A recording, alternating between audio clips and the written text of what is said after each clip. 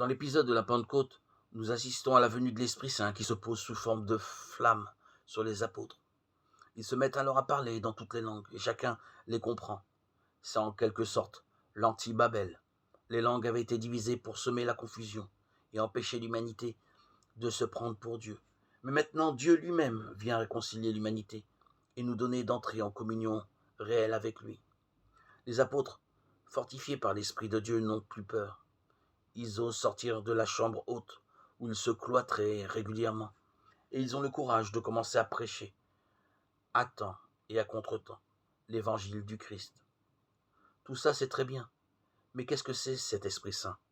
J'aurais dû dire, qui est-ce? Plutôt parce que ce n'est pas une chose, mais une personne. On ne peut le saisir sans comprendre quelle est la fonction de Dieu.